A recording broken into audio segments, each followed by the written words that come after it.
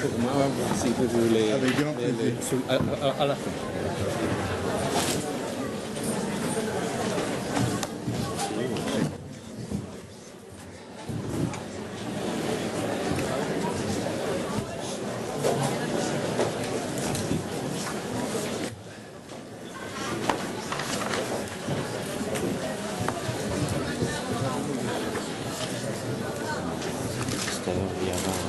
Je ferai une petite présentation, 5-7 minutes, et après il y a les étudiants, les professeurs, des questions, un colloque plus ou moins informel. Vous parlez en français Oui, oui, d'accord. Alors moi, s'il y a des questions espagnoles, je vous ferai la traduction. Parfait. D'accord. On peut commencer? Sí. Muy buenos días. En primer lugar, pedir excusas por la situación en la cual estamos, pero en fin, fueron cuestiones de protocolo al margen de la Facultad de Filosofía y Letras. Colegas universitarios, muy queridos alumnos, permítanme unas palabras de bienvenida y de saludo a el señor Amin Maalouf. Lo voy a hacer en francés. En tant que doyen de la Faculté de Philosophie et Lettres de l'Université d'Oviedo, je voudrais exprimer au nom des étudiants et des professeurs la satisfaction et l'honneur de vous accueillir parmi nous. L'emploi du temps d'un príncipe d'Asturias étant trop chargé dans ces journées épuisantes, nous tenons à remercier autant Amin Maalouf qu'à la Fondation Príncipe de Asturias de leur générosité. Je suis persuadé que les étudiants et les professeurs qui sont dans la salle sont déjà pressés de s'entretenir avec le romancier, l'historien, l'essayiste et l'écrivain des livrets d'opéra qui nous rendent visite aujourd'hui. On vous salue. Le moment est venu d'écouter la véritable voix de ce magicien de l'écriture qui est Amin Maalouf. Tout en vous remerciant encore une fois d'être chez nous, on va commencer ce colloque qui aura une durée de 45 minutes. Je m'étais volontaire dans le but de mieux profiter de votre présence et de votre parole. Amin Maalouf, soyez le bienvenu chez nous.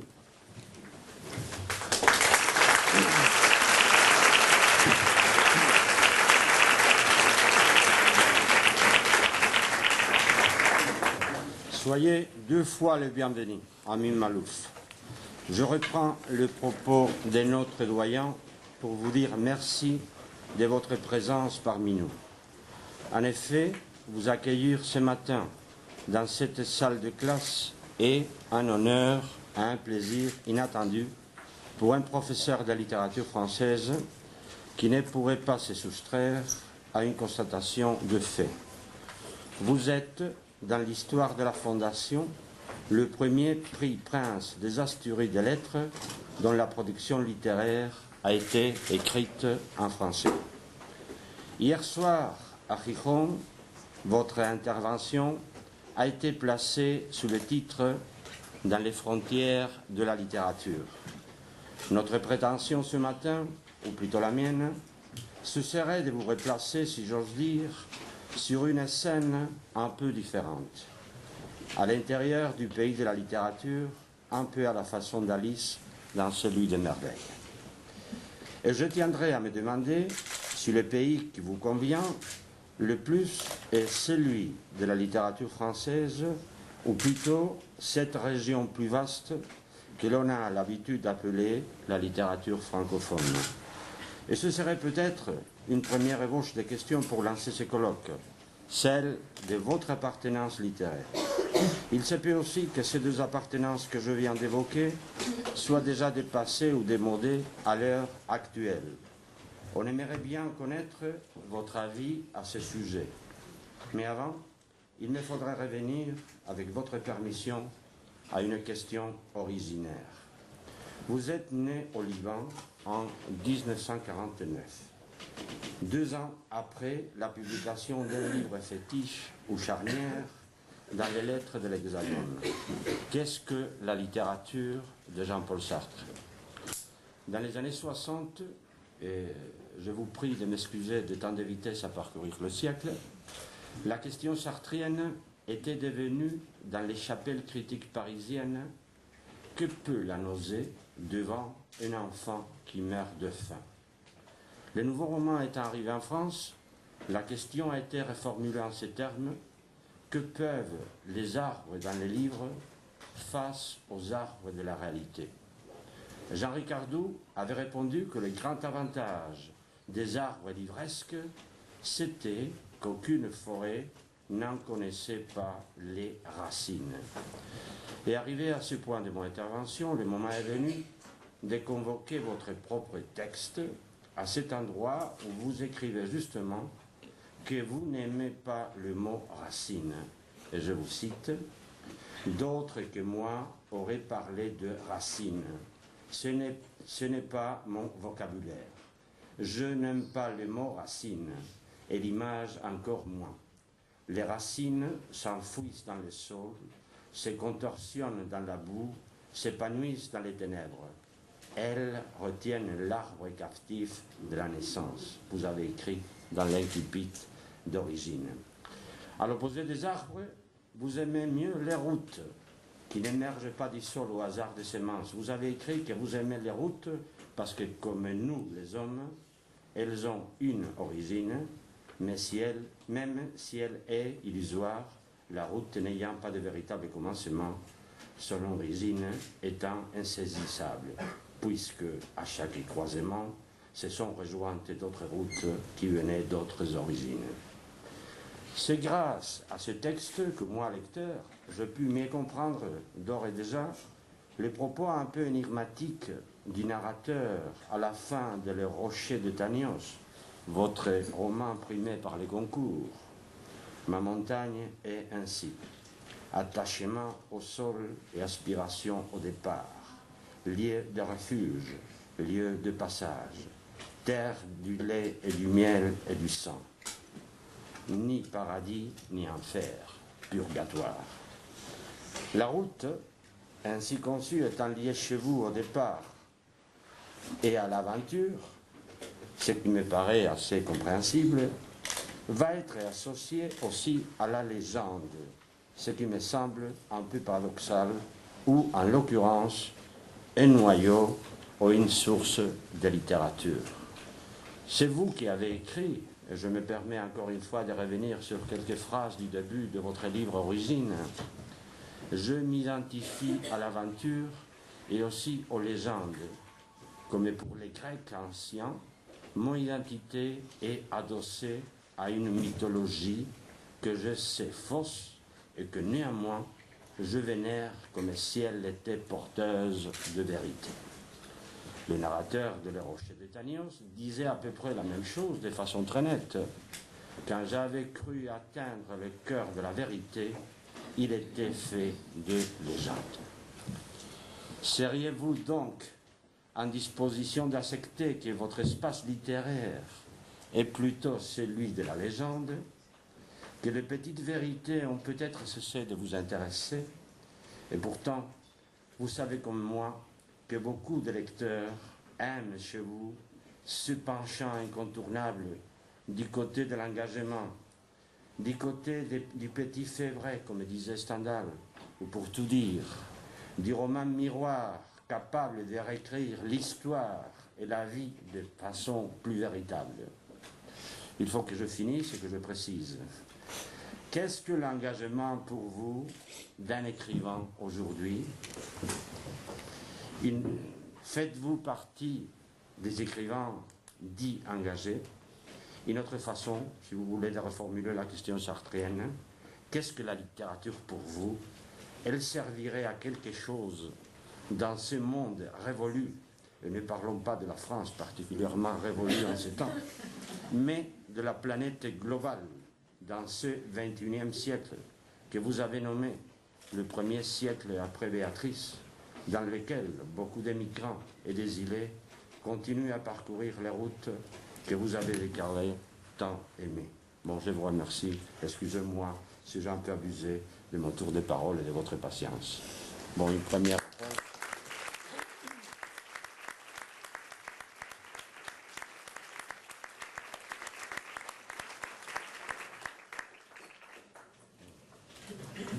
Merci pour votre accueil et pour vos mots si chaleureux. Je me sens bien ici. Je me sens bien dans ce cadre universitaire, et pendant que vous parliez l'un et l'autre, j'ai commencé à répondre dans ma tête parce que tout cela évoque mille pensées.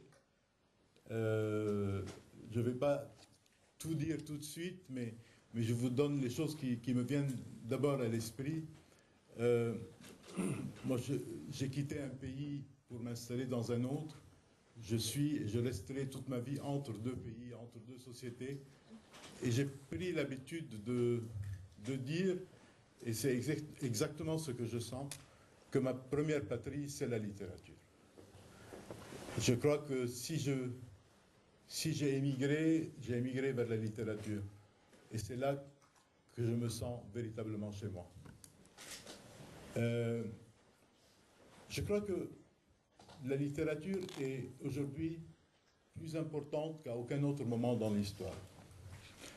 Nous sommes à une époque où nous sommes perdus. Nous ne savons pas véritablement comment construire ce monde. Nous sommes dans un monde où nous avons la chance d'avoir des moyens gigantesques dont nos ancêtres, et pas seulement nos ancêtres, même nous-mêmes, moi qui ai quelques dizaines d'années de plus que les étudiants de l'université, dans ma jeunesse, je n'imaginais pas que j'aurais entre les mains les moyens de connaissance que nous avons aujourd'hui. Et pour moi, c'est un immense privilège. Nous vivons dans un monde merveilleux qui a été complètement transformé. Et en même temps, il nous est arrivé ce monde sans mode d'emploi. Nous avons besoin de le comprendre. Nous avons besoin des questions essentielles auxquelles seule la culture et seule la littérature peuvent répondre. Où est-ce que nous allons à partir d'ici? Comment construire ce monde? Comment reconstruire? Comment éviter qu'il nous file entre les doigts, qu'il ne disparaisse, que tout ce qui est essentiel dans ce monde se délite complètement. Nous sommes dans un monde où on a besoin constamment de se poser des questions essentielles, à tous les niveaux. On sent qu'on est dans un monde qui peut aller vers le meilleur ou vers le pire. Nous sommes dans un monde où nous avons les moyens véritablement de donner à l'humanité entière une vie honorable, une vie heureuse, et nous sommes dans un monde où nous avons aussi le moyen de nous rendre tous très misérables.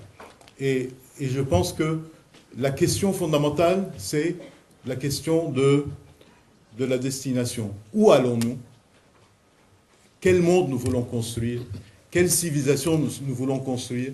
Et ce sont des questions auxquelles la culture et la littérature ont besoin de répondre. Mais je ne vais pas accaparer la parole, je vais surtout essayer de vous écouter et de répondre. Merci encore une fois de votre accueil. Merci.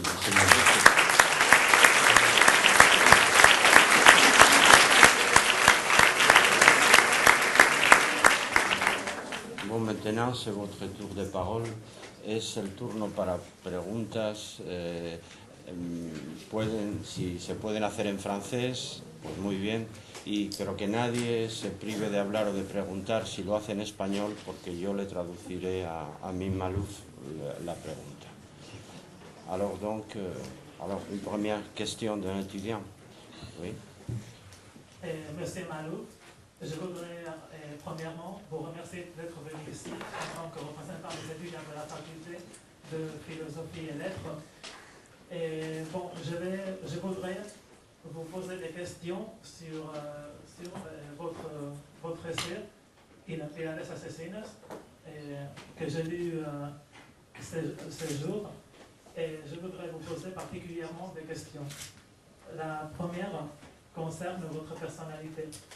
C'est-à-dire, je crois que vous, comme Voltaire, vous êtes un éclairé, un observateur, un voyageur et émigré. Vous avez aussi prouvé que le monde parcourt un sentier d'amertume, parce que vous avez à ce moment-là une pensée plutôt pessimiste de la démarche du monde actuel. Et je voudrais vous poser la question si vous avez, comme Rousseau ou comme d'autres écrivains français, écrit ou de langue française, écrit pour des générations postérieures. Et bon, si vous voulez, je vous pose la deuxième question après, parce que sinon on mélangerait deux thèmes un petit peu différents. Et je voudrais, si vous voulez, reproduire la même question, mais en la traduisant en espagnol, parce que je constate qu'il y a certains qui ne parlent pas français dans cette salle.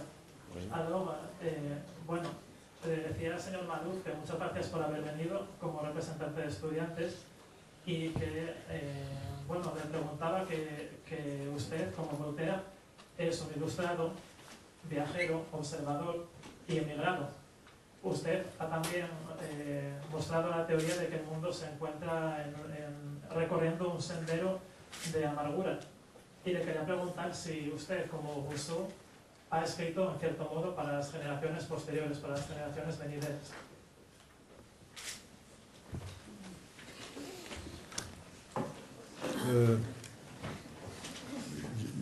Je suis content que vous ayez évoqué les deux figures que sont Voltaire et Rousseau, qu'on a souvent tendance à opposer. Mais je crois que les deux ont une importance primordiale à mes yeux. Voltaire parce qu'il est le symbole du siècle des Lumières. Et je crois que nous avons besoin des leçons du siècle de lumière, et dans toutes les régions du monde, et dans certaines peut-être un peu plus que d'autres, les pays, les cultures qui n'ont pas eu leur siècle des Lumières, qui n'ont pas eu leur révolution voltairienne, entre guillemets, je pense qu'ils en souffrent. Et aussi parce que Voltaire est le symbole de l'écrivain engagé. Il a mené des combats, je parlais tout à l'heure de l'engagement, il a mené des combats extraordinaires et pratiquement seul. Il y a eu des combats contre l'obscurantisme, contre une certaine tyrannie intellectuelle qu'il a menée lui-même et il a carrément créé un courant à lui seul et souvent il a gagné. Si je parle de Rousseau, c'est aussi pour une autre raison. Rousseau, son contrat social, à mon avis, est un modèle pour nous aujourd'hui. Je crois que nous avons besoin d'un nouveau contrat social. Nous avons besoin d'un nouveau contrat, par exemple, entre les immigrés et les sociétés où ils s'installent. Nous avons besoin d'un contrat où chacun sache exactement quels sont ses droits, quels sont ses devoirs, que l'on connaisse les règles du jeu. Et pas seulement d'ailleurs sur la question de l'immigration. Je crois que nous sommes dans des sociétés qui sont un peu perdues entre des valeurs contradictoires qui sont toutes qui ne sont pas satisfaisantes et nous avons besoin de repenser les relations entre les citoyens et même la notion même de citoyen dans le monde d'aujourd'hui. Bueno, pardon, je ne savais pas qu'il y avait là. No, J'aurais parlé plus court. No. Amin Malouf está contento de que se haya suscitado precisamente estos dos autores, Voltaire y Rousseau.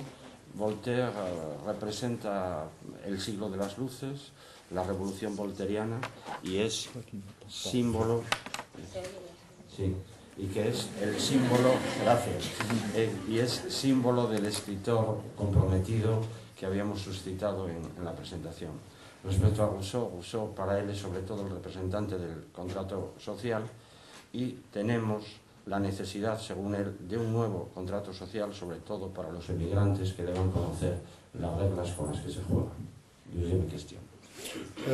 Je voudrais ajouter une chose sur l'aspect de l'avenir. Je pense que nous sommes à une époque où il est légitime d'être très inquiet. Mais il n'est jamais légitime d'être désespéré. Je crois que le désespoir, c'est une lâcheté. Et je pense qu'un écrivain n'a pas le droit d'être désespéré, il n'a pas le droit de diffuser le désespoir. Mon sentiment, c'est que nous sommes véritablement dans un monde où nous pouvons aller vers le meilleur ou vers le pire.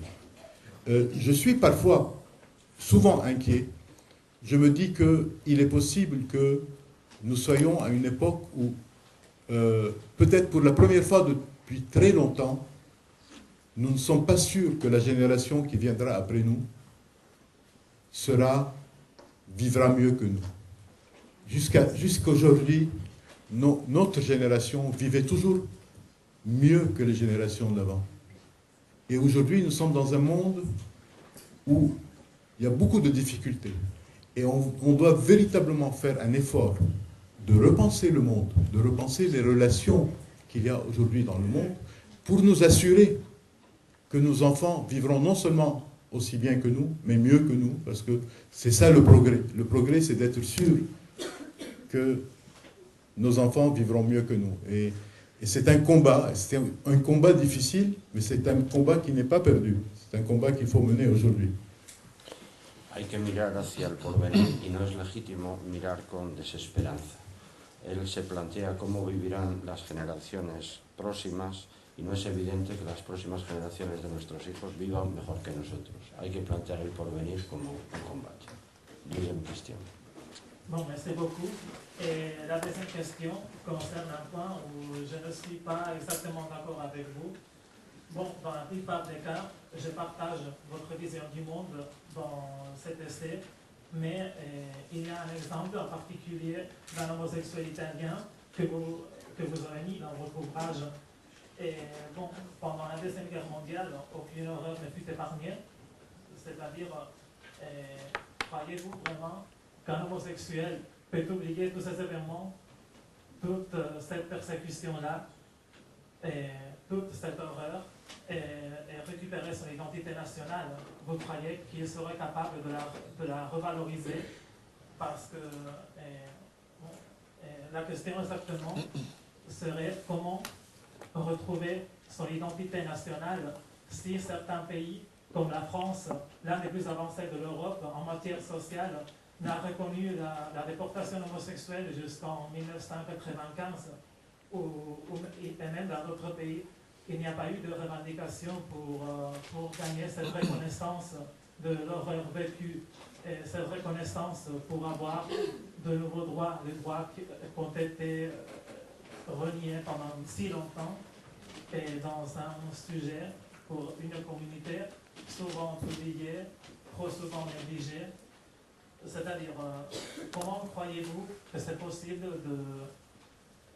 de vivre à nouveau avec un esprit national, de se sentir d'avoir un sentiment positif envers des communautés qui ne leur ont pas protégé? Y bueno, esa pregunta, y en castellano, pues estaba preguntando completamente al señor Malou por un ejemplo. Bueno, comparto principalmente todo lo que expone en su obra, pero hay un ejemplo con el que no estoy de acuerdo, que habla sobre un homosexual italiano, y en él dice que al acabar la Segunda Guerra Mundial, pues que esa falta de confianza en la identidad de este homosexual por el horror vivido se vuelve a convertir, vuelve a recuperar las ganas de ser italiano, ¿no? De tener esa identidad. Y le pregunto que cómo es posible que una persona, después de haber vivido toda esa persecución, recupere esa identidad, pues se sienta a gusto en una comunidad así, cuando, por ejemplo, en Francia no se reconoció la deportación hasta el 95 y en otros países ni siquiera se reconoció ni se habla de ello, de una comunidad tan olvidada, con unos derechos que han sido negados durante tanto tiempo. ¿Cómo es posible solucionar eso si no se les dio el homenaje correspondiente por el terror al que se vieron sometidos? En fait, quand j'ai écrit cette phrase, j'avais en tête un exemple très particulier. C'était le film Une journée particulière de William Mastroianni, non? Voilà. Et l'image que j'avais en tête, c'était l'image de Mastroianni, qui était un homosexuel qui vivait à l'époque fasciste. Et je disais que lui, qui était persécuté pour son homosexualité, ne pouvait pas adhérer à l'atmosphère nationaliste qu'il y avait autour de lui, parce que il sentait très fortement la persécution dont il faisait l'objet.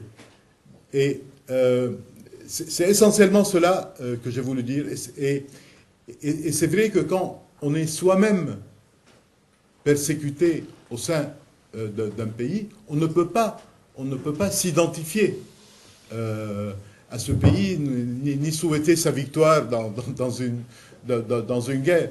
Je ne disais pas l'inverse. Je ne disais pas qu'il fallait automatiquement s'identifier une fois que cette période était passée.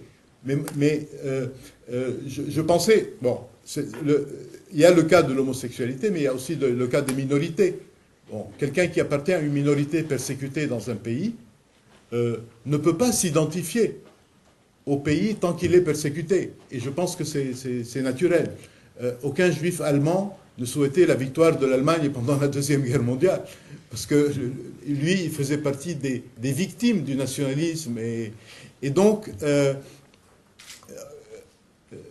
je pense que l'expérience d'une minorité, qu'elle soit une minorité dans ses choix sexuels ou une minorité dans ses choix religieux ou autres, ne peut pas s'identifier à une population.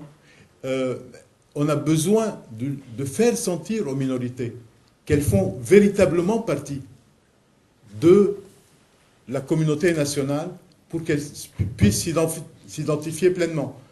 Quelqu'un qui se sent brimé dans un pays, quelqu'un qui se sent victime d'une discrimination peut siffler l'hymne national. On a eu des exemples quelquefois en France. Bon, que ce sentiment soit justifié ou pas. Mais c'est vrai que quelqu'un qui se sent marginalisé dans une société réagit comme un marginal, inévitablement. Merci beaucoup. Et merci d'avoir mené ce combat dans votre ouvrage, parce que je crois que vous avez été très courageux, parce que c'est important de lutter pour des droits qui sont souvent négligés, oubliés dans cette société occidentale. Cuando Amin Maalouf escribió a lo que hacía referencia Sergio, estaba pensando en una película de Mastroianni, Una jornada particular, y claro, lo que viene a decir que ninguno que ha sido perseguido, maltratado, puede desear la victoria del país que le ha maltratado. Ningún judío alemán, pone el ejemplo, desearía la victoria en su momento de Alemania. Hay, sin duda, para los perseguidos y marginados, dificultades de identificación plena que hasta en algún momento pueden hacer, como ha sucedido antes en Francia, que se silbe al escuchar el himno nacional. Bon. ¿Y une autre question? Oui. J'ai deux questions aussi. Une c'est littéraire et l'autre c'est... Une c'est littéraire, l'autre c'est sociologique. La première c'est le fait de découvrir vos origines familières et particulièrement la figure mythique de votre grand-père, Botros, a changé votre façon de comprendre la littérature et l'écriture et votre façon de percevoir le monde. La pregunta si traduce. el hecho de rastrear en sus propios orígenes familiares la palabra raíces no le gusta, y particularmente descubrir la figura de su abuelo, otros, ha cambiado su manera de entender la literatura y la escritura, asimismo también la manera de percibir el mundo.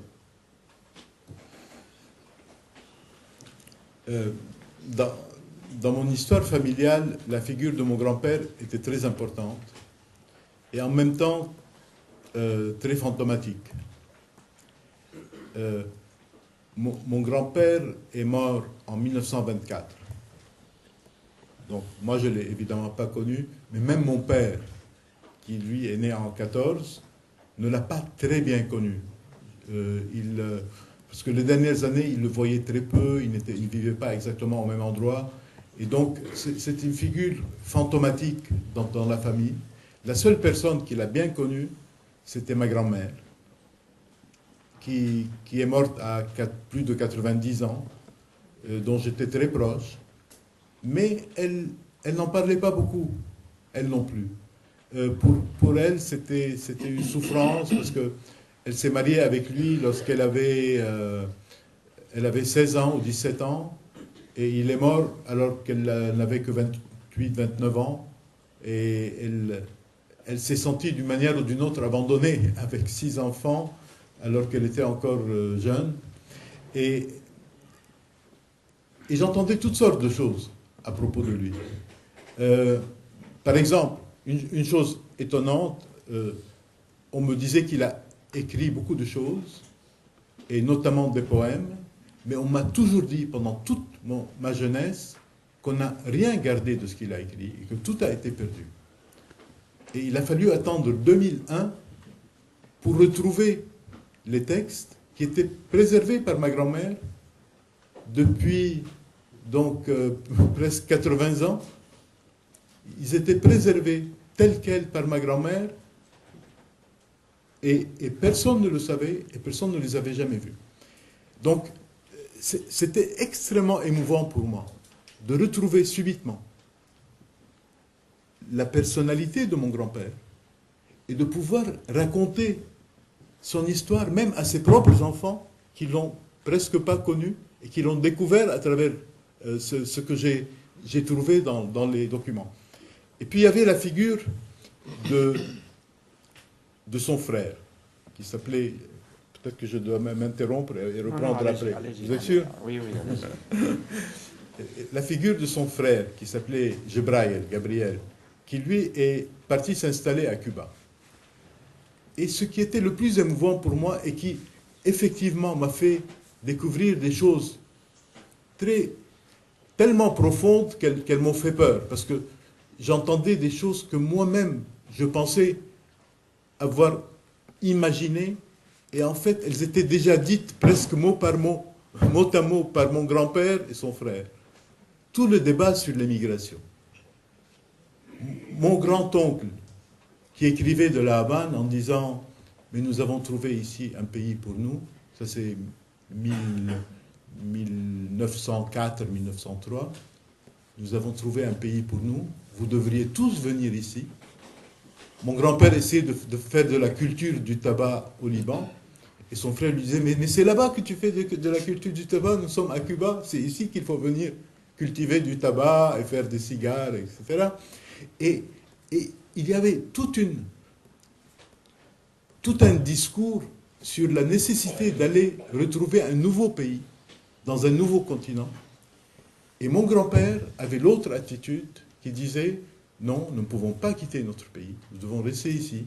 Je veux fonder une école ici, et c'est ici que je veux vivre, et élever les nouvelles générations, parce que c'est ça qui est important. » Et il a fondé une école au premier étage de sa petite maison villageoise, et il a appelé cette petite école minuscule, il y avait une pièce peut-être, l'école universelle. Bueno, pues respecto a la figura de su abuelo, es para él muy importante. Falleció en 1924, pero en realidad para él es una figura fantasmática casi. Su abuela, Él naturalmente no conoció a su abuelo, pero sí a su abuela, pero su abuela se casó pronto a los 17 años y a la muerte de su abuelo pues se quedó con 6 hijos y murió cuando la abuela tenía 29 años. Es decir, que él las informaciones las tuvo a partir de su abuela. Pero su abuela no le contó cosas particulares porque su abuelo había escrito poemas, pero todo esto estuvo como escondido, secreto, hasta que lo descubrió en el 2001, 80 años después de la muerte de su abuelo, lo que ciertamente fue para él muy emocionante descubrir y encontrar la personalidad de su abuelo. La figura de su abuelo es inseparable de la figura de su hermano, del hermano de su abuelo, que se llamaba Gabriel, quien emigró a Cuba, y en aquellos textos encontró cosas profundas que casi le dieron miedo sobre la inmigración a La Habana de su familia fue en 1904. Cultivaba uno de ellos el tabaco en el Líbano y el otro le decía: ¿por qué no vienes a Cuba, donde realmente puedes cultivar exactamente lo mismo? Y fundó allí en Cuba, lo que parece un poco chocante, una escuela universal en una pequeña, en el Líbano, y fundó en el Líbano una pequeña escuela a la que dio el nombre de Escuela Universal. Il y a une chose que j'ai oublié de dire, enfin, un détail, mais qui pour moi a été très symbolique. À la toute dernière page de mon premier roman, qui était Léon l'Africain, je fais dire au personnage, si tu te sens mal dans ton pays, n'hésite pas à partir, parce que la terre de Dieu est vaste. Et ça, je l'ai écrit donc en 1985. Et dans les papiers de mon grand-père, j'ai retrouvé une pièce de théâtre qu'il a écrite en 1899, qu'il a fait jouer au théâtre de l'école où il enseignait, et où il dit exactement mot à mot cette phrase. En fait, cette phrase que je croyais avoir inventée, il l'avait dite mot pour mot presque 100 ans avant. La última frase que termina la novela León el Africano, La tierra de Dios es vasta, que escribió en 1985, encontró la misma frase, palabra por palabra, en una obra de teatro que había escrito su abuelo pues 100 años antes. La seconde, c'est une question dans la ligne de l'antérieure question sociologique, c'est qu'en tant qu'écrivain et humaniste, très intéressé par le métissage interculturel et en tant que citoyen français, qu'est-ce que vous pensez d'un fait comme l'expulsion des gitans que le président Sarkozy ha mis en práctica? Le he preguntado que, como escritor muy preocupado por la cuestión del mestizaje intercultural y como ciudadano francés, ¿qué opina de un hecho como la expulsión de los gitanos por parte del presidente Sarkozy? Je crois qu'il y a en France depuis quelques mois une dérive assez inquiétante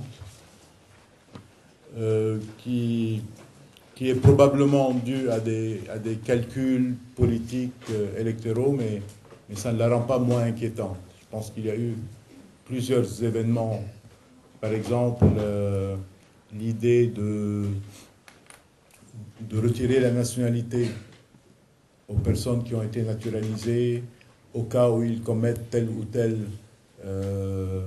infraction. Je pense que c'était très inquiétant parce que ça donnait l'impression qu'il y avait deux types de nationalités, une nationalité fixe et une nationalité réversible qui peut être abolie au cas où il y a tel ou tel comportement. Et c'est extrêmement néfaste au niveau du sentiment d'appartenance, de dire à des gens, et moi je fais partie des gens qui ont été naturalisés, et je ne peux pas accepter l'idée qu'on me dise, oui mais ça c'est un type le passeport que vous avez c'est un passeport de seconde zone parce que ce n'est pas un passeport d'origine. Je pense que c'est très inquiétant. Puis il y a eu la question des Roms, Et là encore, non seulement c'est inacceptable au niveau des droits de l'homme, mais c'est également au niveau de la construction européenne. C'est-à-dire, il y a quand même des règles de comportement en Europe qui doivent être respectées, et le fait de ne pas les respecter est inacceptable.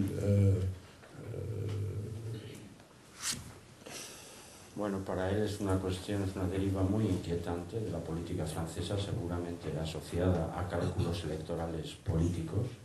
Retirar la nacionalidad por cometer faltas o delitos, pues es una cosa realmente grave. No se puede aceptar tener un pasaporte de segundo orden, es algo muy inquietante.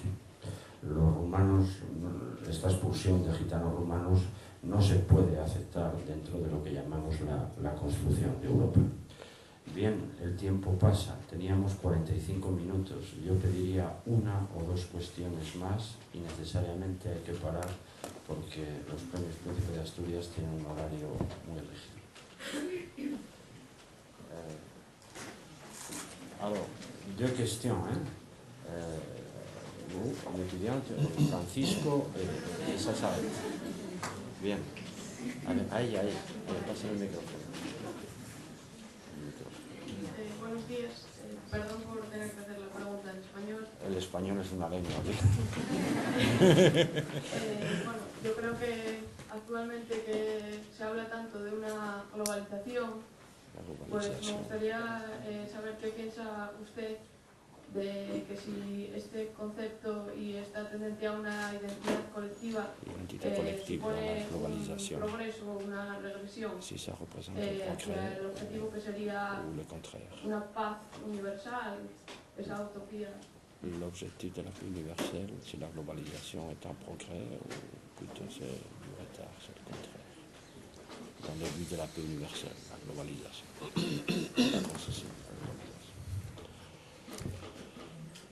Je pense que la globalisation englobe toutes sortes de phénomènes différents. Il y a des phénomènes qui peuvent être inquiétants, mais moi je vois qu'il y a aussi des phénomènes positifs. Et moi, l'ensemble du phénomène de globalisation, je trouve qu'il nous pousse dans la bonne direction. Si on me demandait de parler à moi-même, je dirais que moi, je me sens profondément citoyen du monde. Je ne le dis pas souvent à voix haute, parce que nous sommes dans un monde où il faut être prudent, parce qu'il ne faut pas apparaître comme trop naïf et trop utopique, sinon on perd toute crédibilité.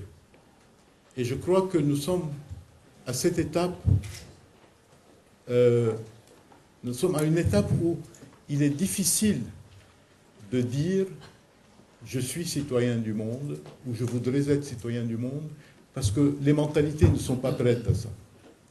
Je crois qu'il faut y aller progressivement. Je crois qu'il faut préparer les esprits à ce que chacun se sente un peu plus une appartenance à l'humanité qui vient s'ajouter à d'autres appartenances qu'il a, et progressivement que l'on aille vers cette appartenance globale. Commençons déjà au stade européen. Je pense qu'il est important que l'on renforce chez les Européens le sentiment d'appartenir à l'Europe. Je crois que sur ce plan, nous n'avons pas suffisamment progressé. J'ai même le sentiment que les gens ont moins le sentiment aujourd'hui d'appartenir à l'Europe qu'il y a 20 ou 25 ans. Je crois qu'il y a un léger recul de ce sentiment. Je crois que on a besoin de construire l'Europe dans sa dimension culturelle, que les gens sentent véritablement cette appartenance. Et aujourd'hui, on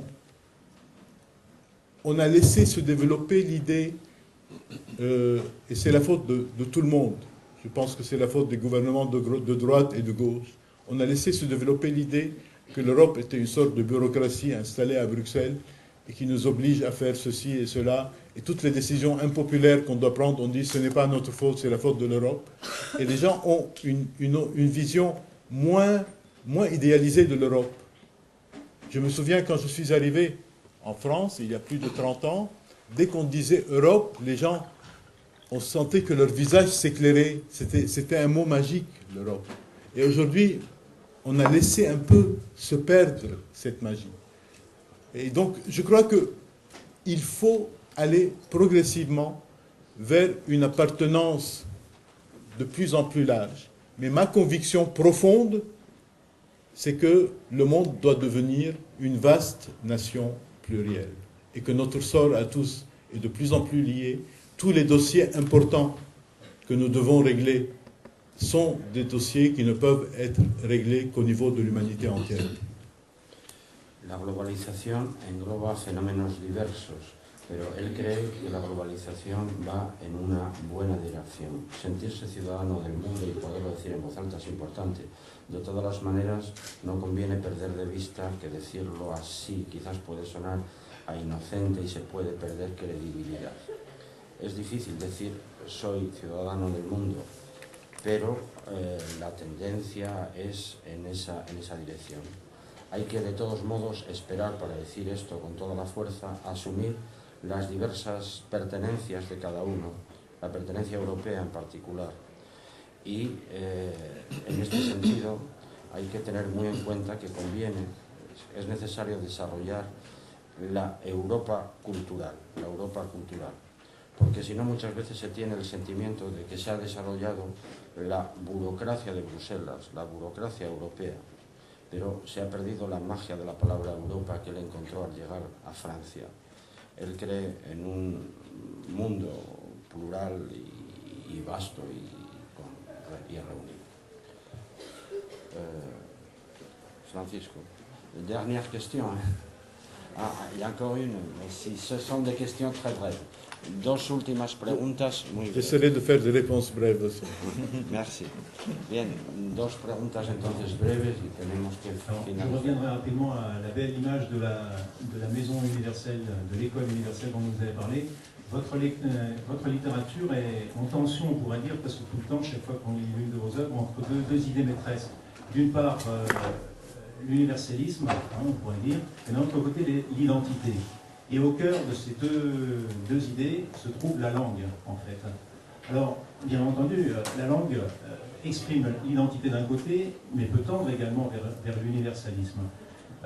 Vous êtes un écrivain de naissance libanais, un pays qui a la langue arabe comme langue officielle et le français comme langue officielle. À ma connaissance, vous avez toujours écrit en français. Alors ma question est très précise. Je voudrais savoir, est-ce que vous avez écrit déjà en arabe? Est-ce que vous avez eu la tentation d'écrire en arabe? Et est-ce que vous pensez que votre littérature changerait d'être écrite dans une autre langue? Simplemente, para ser muy breve, pregunto sobre el idioma como elemento estructurante de su obra, en tanto que tensión entre la identidad y el universalismo. Me preguntaba si alguna vez había escrito en árabe o si siempre lo había hecho en francés y si alguna vez había tenido la tentación de hacerlo en árabe y si piensa que su obra cambiaría por ello. Il est assez habituel au Liban que les gens connaissent trois langues. Qui sont l'arabe, qui est la langue commune, le français et l'anglais. Et moi, j'ai une relation assez particulière avec ces trois langues. L'arabe est ma langue maternelle. Et quand j'ai commencé à travailler en tant que journaliste, je travaillais en langue arabe. Et donc j'ai écrit pendant quelques années dans des journaux de langue arabe. Le français était étrangement pour moi une langue une langue plus intime. Quand je prenais des notes dans mon carnet, je les prenais en français. Et un jour, j'ai émigré vers un pays de langue française, et la langue qui était une langue intime est devenue une langue publique. Et dans ma famille, je ne l'avais jamais parlé. Je n'ai jamais parlé dans la maison de mes parents, je n'ai jamais parlé le français, parce que la langue étrangère prédominante dans ma famille était plutôt l'anglais, et la langue usuelle pour tout le monde était l'arabe. Alors, j'ai écrit tous mes livres en français, mais j'ai écrit souvent des articles en arabe, et je continue à le faire quelquefois. Et j'ai écrit souvent des conférences en anglais, qui est jusqu'à présent ma principale langue de connaissance. C'est-à-dire, je lis probablement plus en anglais que dans n'importe quelle autre langue, mais la langue d'expression que j'ai adoptée et qui restera, à mon avis, ma principale langue d'expression, c'est le français. Bien, en el Líbano era normal tener relación con tres lenguas, la lengua árabe, la lengua francesa y el inglés. La lengua árabe era su lengua de niño, su lengua materna, en ella escribía artículos periodísticos. El francés era su lengua íntima, aquella que utilizaba para su carnet de notas, hasta que emigró pues, a un país de habla francesa. Él nunca había hablado francés en familia. Y respecto al inglés, pues él a veces escribe conferencias en inglés y es sobre todo su lengua de conocimiento y es posiblemente actualmente en la lengua en que más lee. Un dernier mot juste avant, parce qu'il y a un aspect auquel je n'ai pas répondu. Je crois qu'on n'écrit pas exactement les mêmes choses dans les diverses langues. Je crois que si j'avais choisi une autre langue d'expression, je n'aurais pas écrit exactement les mêmes choses. No se escriben las mismas cosas en lenguas distintas. Si hubiera cogido otra lengua de expresión, no habría escrito lo mismo. Era tu dernière question. Otra pregunta. Señor Maluf, escuchando su anécdota sobre la última frase de León el Africano, vino a mi memoria un poema hermoso de Khalil Gibran, del gran poeta libanés, y que dice: nadie puede revelar nada que no haya recargado en el fondo de su conocimiento. Evidentemente, se trasciende de usted un pozo de universalidad de sus ancestros. Bien, ahora le tengo tan cerca... Le poète libanais à partir de la dernière phrase de Léon l'Africain. Le poète libanais de Gibran.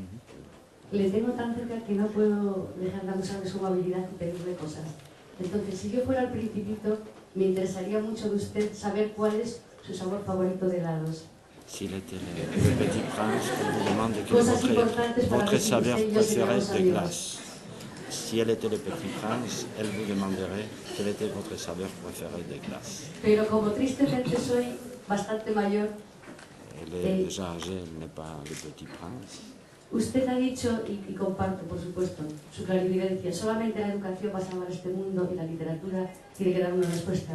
Aquí le dejo una pizarra hipotética. La tertulia, la pizarra, le deja aquí una pizarra hipotética. Escriba por favor una frase, señor Manuel. Il paraît qu'il y a un groupe de femmes qui écrivent et qui vous laissent un tableau pour écrire une phrase pour elles, et elles vous demandent d'écrire une phrase sur ce tableau. Je ne sais pas si c'est un tableau symbolique, je pense. Je n'ai plus l'âge de répondre à la question sur la glace, mais j'ai une réponse. C'est le dulce de leche.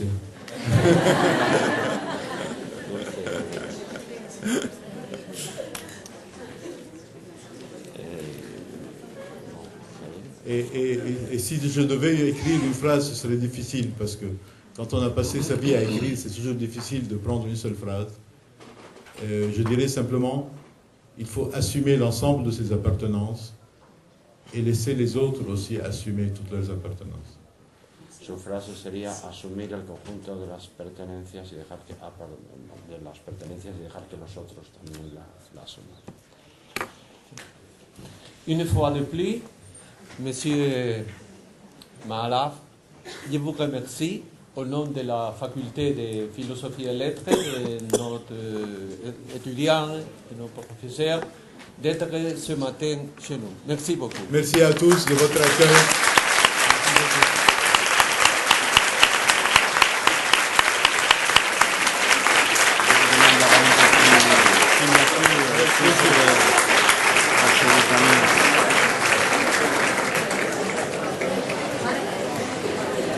Quel prénom vous voulez? José María. José María.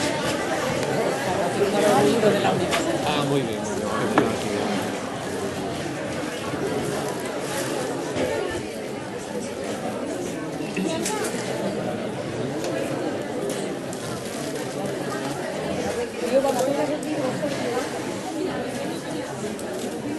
أمين أنت شرفنا ونورتنا اليوم. تسلمي تسلمي تسلمي. Jesús de la Espero que me hayas traducido Vale, bien. muy bien.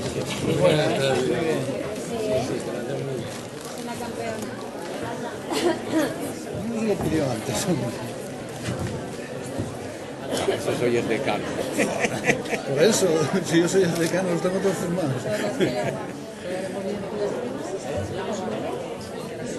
Lo mismo.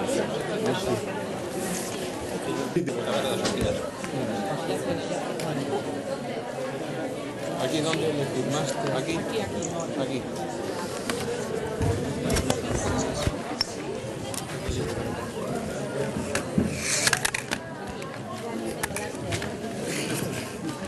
Y muchos años de experiencia. Soy el hijo de mi universidad. Es suyo. Sí, está firmado.